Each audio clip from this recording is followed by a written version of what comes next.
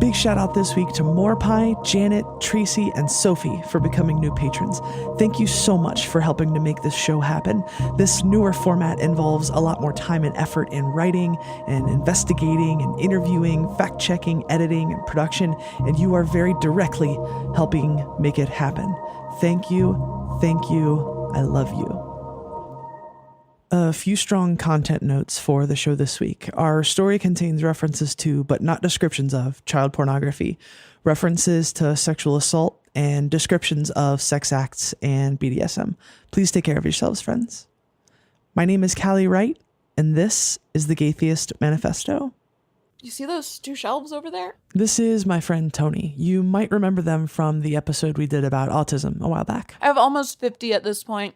They're showing me all kinds of different art they have from these fan projects. People who are fans of an anime, a TV show, comic book, they call them IPs, short for intellectual properties. People take the characters from these IPs and create comics and stories and art of their own. And here's a binder of the stuff that comes with it when you buy one of those. It's a large white 3-ring binder, and it's filled with pages of postcards and stickers. This art is super impressive. Here's one of a goateed fella flipping somebody off, which is pretty cool.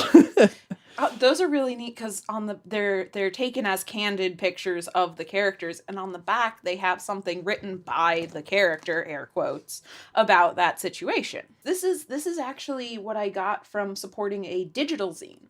They weren't able to print physical copies of the zine itself. I only got a PDF, but they still made and shipped out like these tiny little stickers and these cute postcards and a thank you card. And this thank you card, that doesn't look printed. I mean, that looks like somebody hand drew that the character that this zine was dedicated around, like to thank me. Oh, right. Here's the acrylic charms that come with it. And they hand me this gigantic carabiner with dozens and dozens of these acrylic charms attached. And it's just even more of this gorgeous art of mostly anime characters. And the people who make this stuff aren't just random folks on the internet to Tony. These are also people I know. There isn't a book on my shelf that I haven't worked with one of the artists in it. Tony's not just a fan and consumer of these projects. They help create them as well. They've helped run 3 very successful Kickstarters for tarot card decks based on different IPs. Tarot card deck has 78 cards in it, so... Every time I bring on 78 artists, I have a friend in every one of those books. And this is where I start to get to the point. This is a not safe for work 18 plus zine that I purchased. They hand me another book, and we're deliberately not using the titles of these books or giving the names of the IPs because technically what these folks do is illegal, copyright laws and all of that. We're not trying to bring them the wrong kind of attention. Yeah, and this is a picture of someone in a sort of like BDSM style outfit. The funny thing is that's actually the outfit in canon. That's not like, we didn't put him in BDSM gear. He just wears it. He wears shirtless sleeves. Not sleeveless shirts, but shirtless sleeves. Just the sleeve. Titty out. Yeah, and again, I mean, this is just fantastic art. And, you know, there's sex scenes. I mean, I'm looking at It's all porn. That is a book of porn. I'm looking at a scene of 6 people engaged in various... Well, actually 7. It looks like one's invisible. Yep. Engaged in...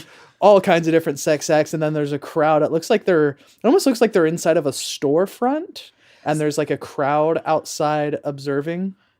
Basically. And there's an attached story. Like there's a piece of fiction porn that was the illustration of it. Here's a couple of folks with horns doing all kinds of sexy things. It's a very interesting piece, isn't it? There's a 3-way happening in that one. There's somebody biting someone else very, very hard. Scratching open wounds and lots of blood. There's more shirtless sleeves. Actually kind of looks like his body is made out of stone. That is related to his existence in canon. Okay. And someone else giving a stone blowjob. Yeah. Right on. See someone with blue lipstick, obviously kissing an extraordinarily large penis, and leaving and leaving lipstick marks. And the back cover has handcuffs. Along with a very large mark that says 18 plus, adults only. That was a closed project. It was invite only. Every artist who is in there is confirmed of age, 18 plus human being. Every single one of them also has very, very firm rules, as if the law wasn't enough. They all have very firm rules like, do not look at my blog, do not follow my blog, do not come here, do not touch my stuff if you are not above 18. That is a very... I can personally vouch that everyone who contributed to that is a very ethical porn producer. And I know some of them. And I actually have a connection to the administration of that zine through people I know from zines. Remember the big flail of acrylic charms I gave you? Mm-hmm. This is the acrylic charm that came with that zine. And in terms of acrylic charms, this one's huge. It's about the size of my hand. It's technically a headphone wrap. That is, Oh, yeah. It is designed to hold, and I put my headphones on it, to hold your headphones and make it look like you have done bondage on the character. Yeah. And so this is a picture of the same character with the shirtless sleeves on his knees with his arms behind his back, and some headphones are wrapped around, and it basically looks like a bondage position where his arms are tied behind his back. It also came with a poster that I told my friend, who is our connection, that I fully intended to post that poster on my bedroom wall when it came in. And when it did, I did. It's up there. I took a picture of it. I sent it to my friend who knew the people running this. She turned around, sent it to the administrator of the project, the fan project. That administrator posted it in the group that made this, and everyone freaked out because that was so cool. Like, the thing they did is on somebody's wall and they really enjoyed it. I also told them ahead of time that, like, hey, I just purchased a copy of your product. I'm really excited for it. And they wrote a handwritten note to put in the envelope that's like, thank you so much. Like, we know what you do. You know what we do. This is so cool. Thank you for supporting us. That sort of thing. And the platform largely used to organize and promote these projects? Tumblr. Tumblr is a microblogging platform. It lets you write. I don't believe there is a text limit on Tumblr. There might be, ever since the B-movie script became a meme and people would just post the entire script of the B-movie. So there might be a upper limit of characters for text posts, but there's 10 images per post, and it has a chronological dashboard view and the ability to reblog or retweet a post. That's the primary function of Tumblr, is sharing of content on your blog. Most people's blogs are not primarily their original content. They are primarily curated feeds of contents related to their interests. So it's become largely these groups of communities, right? Some are fandom related, some are just affirming spaces for queer and trans folks. There are spaces for medical professionals, photographers, storytellers, artists, and so on. Lots of sex workers use the site to share blacklists and run and promote their businesses. We'll hear more about that later. There are, of course, darker spaces too. Tumblr also has pretty thriving Nazi and TERF communities, for example. They also have a pretty rampant porn bot problem. But for folks like Tony, it's been a lifeline to connect with people who share the same interests and to get affirmation and encouragement as a queer and trans person and as an artist, until pretty recently. It was a couple of months after I got this product shipped to me, where they'd already announced a second volume featuring a different character from the same IP. And I check my friends' blogs before I go to sleep. And I woke up like 5-6 hours later, and almost to a 1, every single artist in that book, their entire internet presence from Tumblr was deleted. Gone. No trace. 404 errors. I asked my friend who I sent messages to this group from to ask them, hey, did you all delete all of you? That's how some of them found out. That overnight, with no publicity, no warning, Tumblr destroyed in people's entire brands, their entire livelihoods, some of them. Now, you might have heard about the announcement from Tumblr. As of December 17th, they'll be banning all adult content and not safe for work content. It's important to point out that the blogs Tony is talking about, the ones that disappeared overnight, those were purged before this announcement was made. Like, I know one person was just about to open their Patreon. Somebody whose poster I have on my wall was just about to open her Patreon to get an income from this, and it's gone.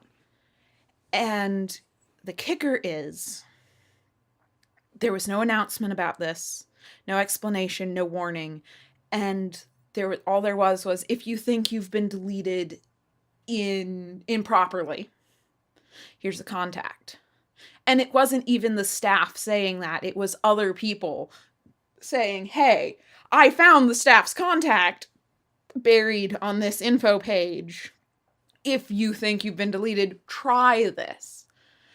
And almost every single one of those people was unable to get their blog back because Tumblr decided that what they were producing was child porn.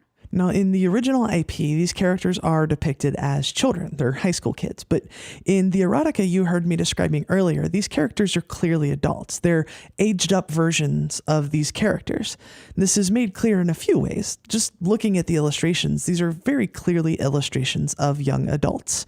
I know what the characters in this IP look like, and they're clearly older in these illustrations. Their ages are also pretty explicitly laid out in the writing of the erotica around these images. So to be clear, these are adult stories, adult illustrations featuring adults, and are explicitly marked as such. But it was being sold as though they just busted a child porn ring. And that is something that is still sitting really uncomfortably with me. I grew up in Appalachia, in the deep, it's someplace culturally a little between Appalachia and the deep South. I grew up in Baptist territory. I grew up learning that every way I could possibly think about sex that wasn't about bringing my theoretical husband to sexual gratification was disgusting of me. And it is really hard to deal with the cognitive whiplash. It's not everyone. Most people are outraged, but there's a vocal enough minority who is celebrating the fall of child pornographers. And then to exist as a CSA survivor, as a friend and coworker to the people who have had their livelihoods destroyed, to see one group mourning a tragedy and trying to pick up pieces of their lives, and another part going, we just busted a child porn rig. All of those people are disgusting. And it is, I've spent the last week kind of numb.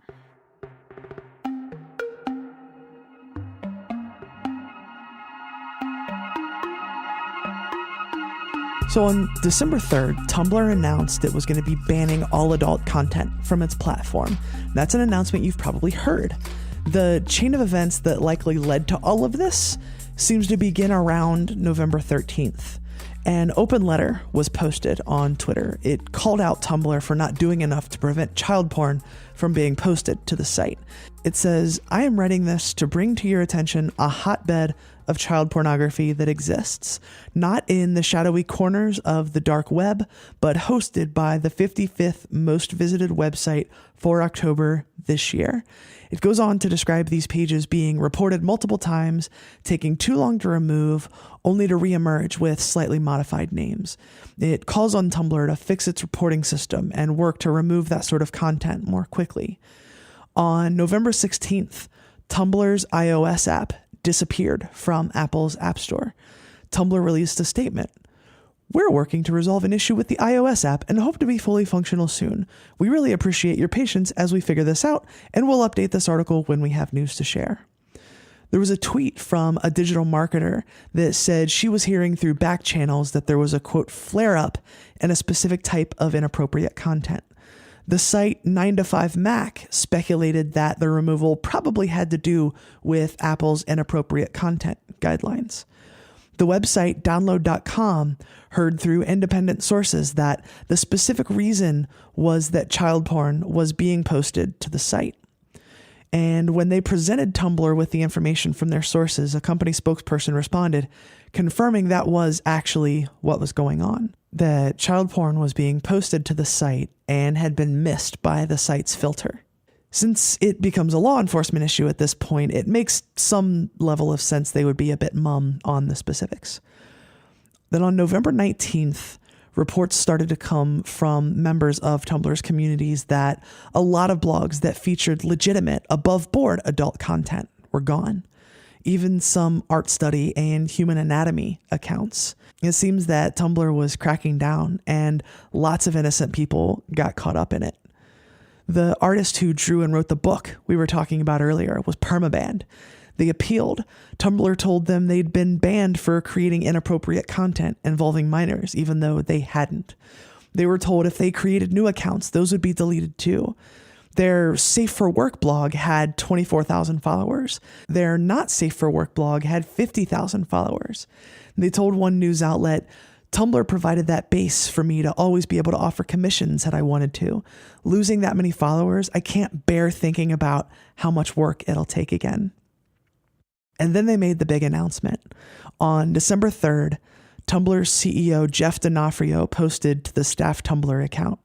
The title of the post was A Better, More Positive Tumblr. He announced that Tumblr is officially banning all adult content from its platform. The relevant piece of their new set of community guidelines is as follows. Don't upload images, videos, or GIFs that show real-life human genitals or female-presenting nipples. This includes content that is so photorealistic that it could be mistaken for featuring real-life humans. Nice try, though. Certain types of artistic, educational, newsworthy, or political content featuring nudity are fine. Don't upload any content, including images, videos, GIFs, or illustrations that depict sex acts. Now, there's a lot to unpack there. You'll notice, I'm sure, that it's written in a pretty conversational, hip-sounding tone, right? The parenthetical, nice try, though, saying that something is fine. Definitely not legalese. Definitely not corporate speak. They're trying to use language we might use. They're trying to sound super cool and hip and progressive, even though the ideas they're espousing are decidedly less than. I identify as non-binary. People have stopped asking me if I have a dick and have started asking me, so are you AFAB or AMAB? You're still asking me if I have a dick. You're just pretending to be woke about it. Tumblr's announcement contained the phrase female presenting nipples, which is, we're doing a titty ban. Male titties are okay. We're absolutely going by cisgender standards. We are doing nothing woke here, but we put it in words that'll sound nice. And unfortunately, what I'm seeing is this broader, really distressing thing where men in power who want to keep the status quo are willing to weaponize misguided children and misguided, oh, think of the children, and false woke language to keep systems of power in place. And absolutely, I'm seeing it, like, you can see it in smaller things of, like, teaching young girls that wearing the makeup that they want to wear too young for makeup is woke and powerful and weaponize your femininity. And it's like, you're just using woke terms to tell women the same thing you've been telling them for centuries about, like, overperforming femininity. Are you AFAB or AMAB? There's a difference because of privilege structures for maleness. You're asking me if I have a dick. We're not allowing female presenting nipples. So I bet my ass all of my trans mask friends are going to not be allowed to show post-op topless pics because the nipple is female presenting. That is a fucking weird statement where like the boobs have their own gender and gender presentation too. Like, I identify male, but my nipple likes to wear tutus.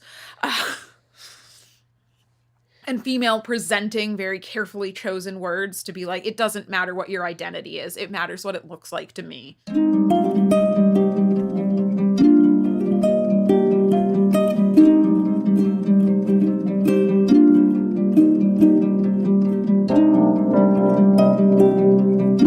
Another important question here, on a platform as large as Tumblr, how do they even think they're going to pull this off? Really, what they have is an algorithm that decides whether or not something is porn, and misses most of the porn. Let's list things we've seen Tumblr's algorithm decide porn. I was going to say, we need to talk about that algorithm. So the ban isn't in effect yet, but one thing they are doing is proactively telling you if their algorithm has flagged your content as adult. And the results have been, well... Pictures of Steven Universe's face, direct screenshots from the TV show Steven Universe. Sketches of vases. God, what else? A group of women on motorcycles? Women on motorcycles. The staff announcement post that said they were banning porn got flagged by their own algorithm as porn. Lots and lots and lots of Pokemon.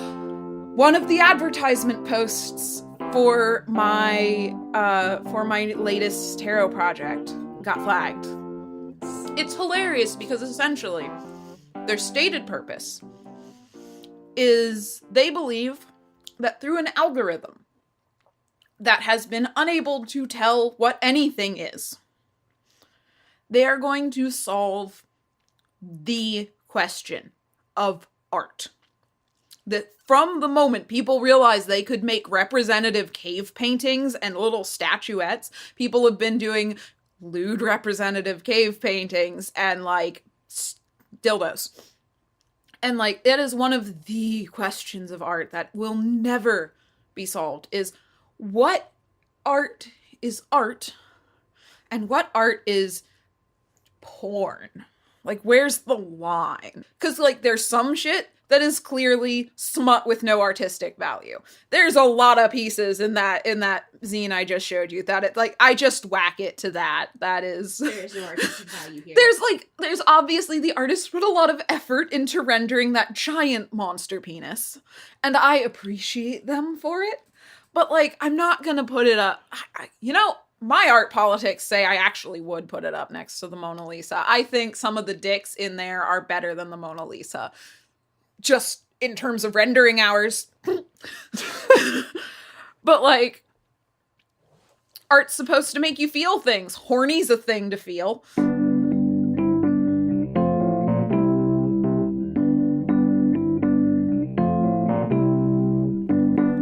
Algorithms in general just don't have the best track record with recognizing things and flagging them properly.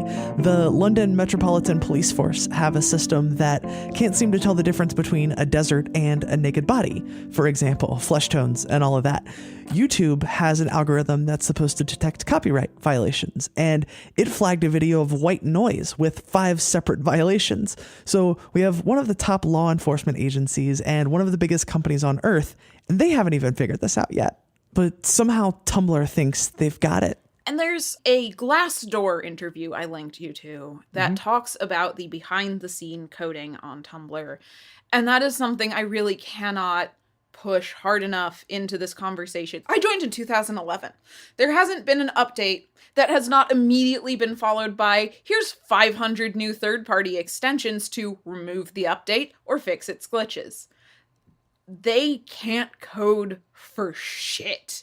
There was one update that I have screenshots from. It was the best day of my life because the text boxes no longer could contain the text anymore. And so one could make a post that when you load your dashboard, it is filled with the letter A in bold italics, just scrolling endlessly from nowhere.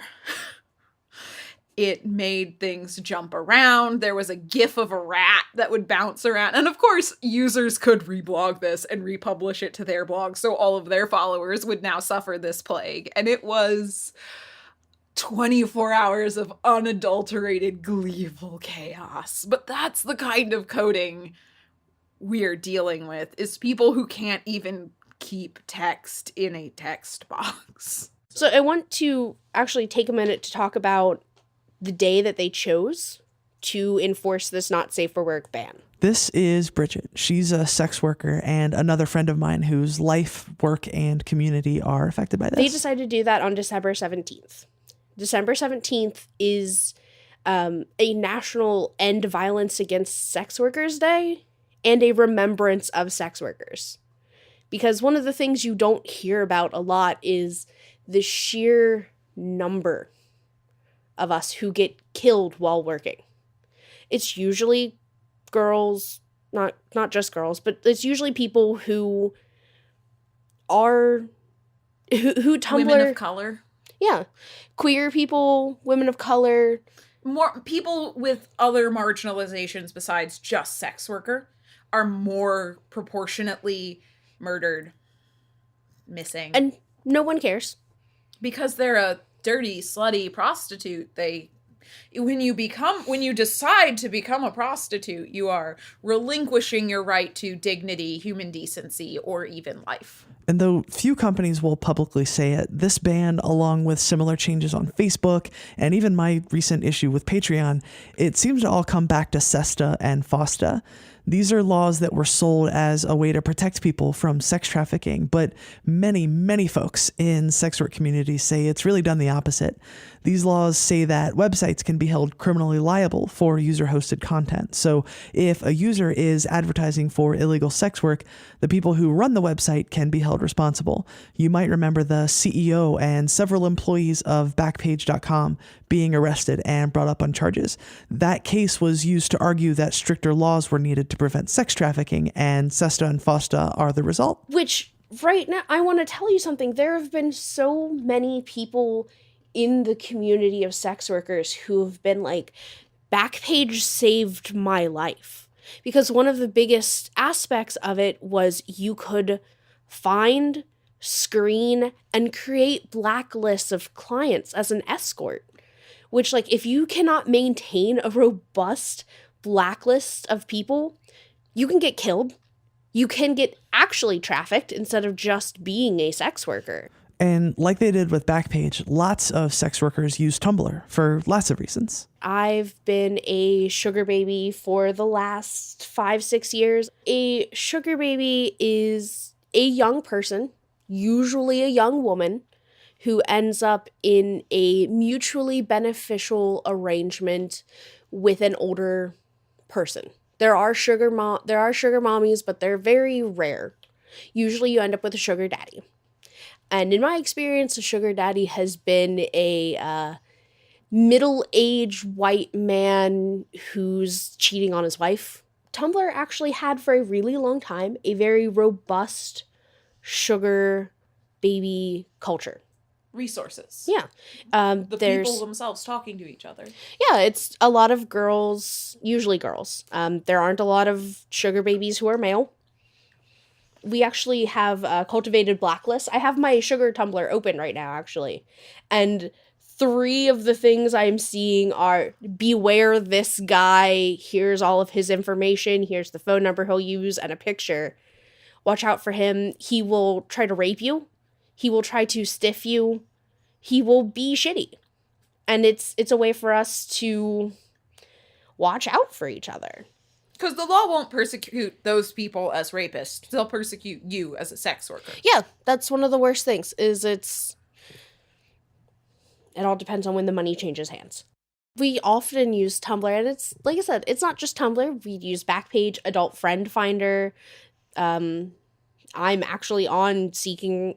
It's Seeking.com now. It used to be Seeking Arrangements, and they had to do the rebrand because of what we've talked about before. It's the having to change themselves so that you don't get in trouble legally. But a lot of it was using the online culture and being able to interact with other people for information, for tips and tricks. There are a lot of things on here. And the worst part is this community, a lot of it is like, remember, you are worth so much more. You are not the dollars that these men give you. You are so, and it's so many uplifting things like that. Like, because the rest of the greater world tells you you are a garbage human being for doing this. yeah.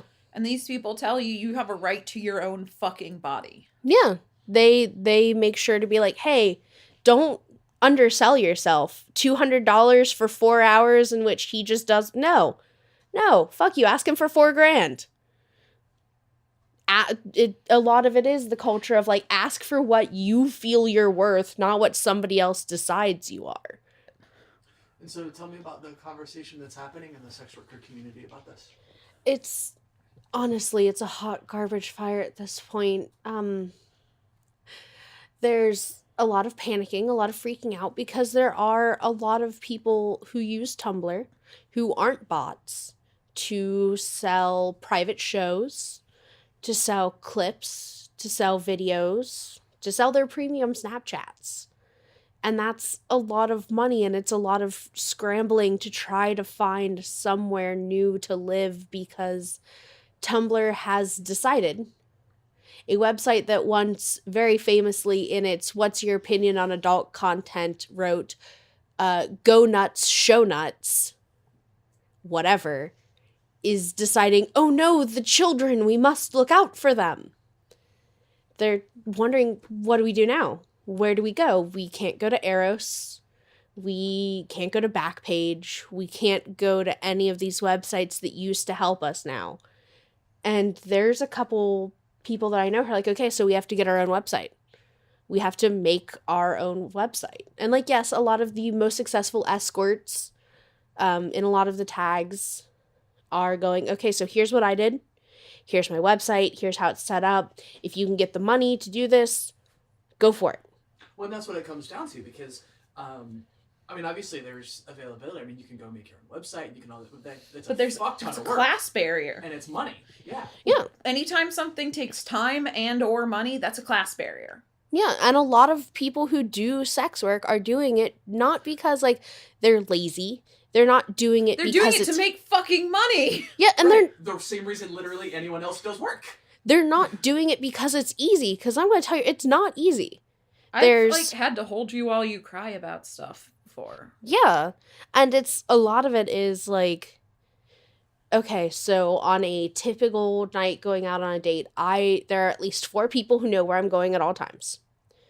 All of those people get a picture of what I look like, what you're wearing, what I'm wearing, what I left the house with, what car the guy I'm going with is driving, his phone number, his name, a photo of his car, and a photo of his license plate, and what he looks like on that day if I can sneak one. Because you have no legal protections, so if anything happens to you to find you again, that's on us. Yeah, and like they get if I do not send you a message by this time, call me. If I do not answer that call, go straight for the police. Like, do not stop, go. Do not pass go. Do not collect 200. Just go. Police. Because if you're not answering, you're in trouble. Yeah. And all this does is make your job more dangerous. Yeah.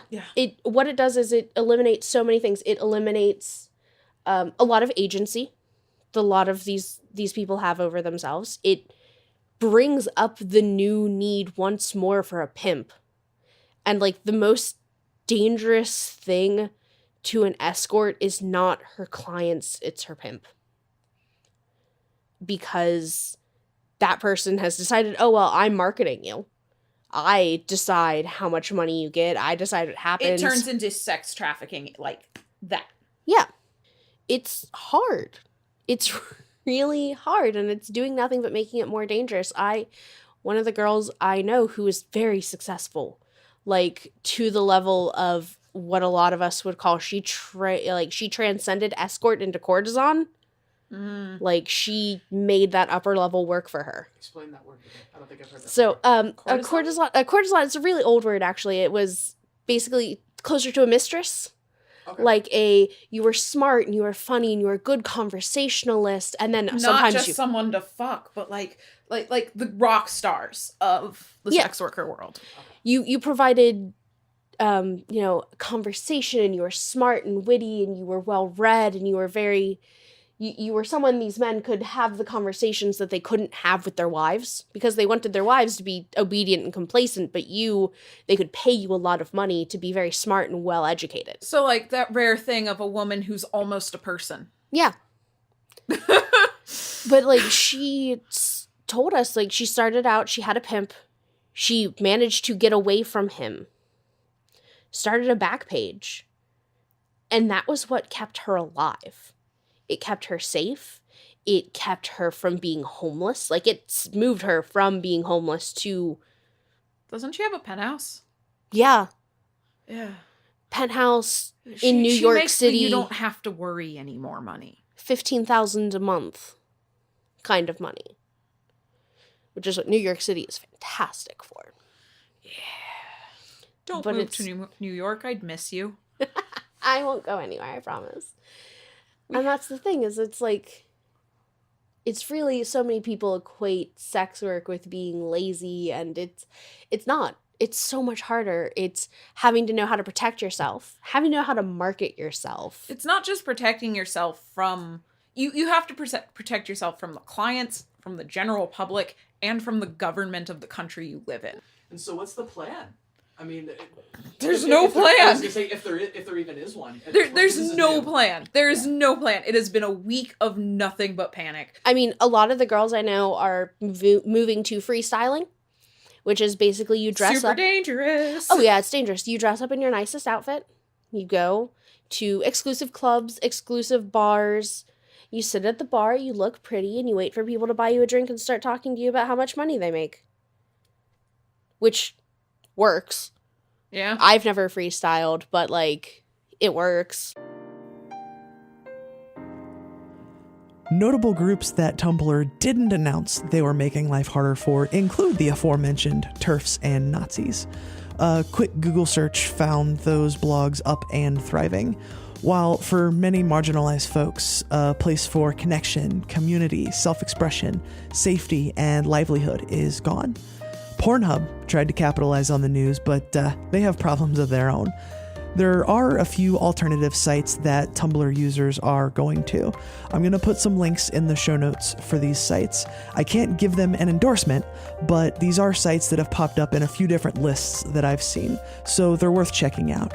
Of course, as always, check the place out, do your homework before joining or committing. If you want to reach me, I'm at Callie Gets It on Twitter and Instagram. The show is at The Gaytheists on Twitter. You can shoot me an email at podcast@thegaytheistmanifesto.com. If you want to keep hearing stories like these, please consider heading to patreon.com/thegaytheistmanifesto and making a donation to support the show. I could not tell these stories without you. Before I go, I want you to know that if you're lost, you're hurting, you're scared, if you feel like no one cares and no one understands, you need to know there's a community out here that loves you, cares for you, knows that you're capable of amazing things, and that you are worthy of love. If you're struggling, please don't be afraid to reach out. Until next time, friends, this is The Gaytheist Manifesto.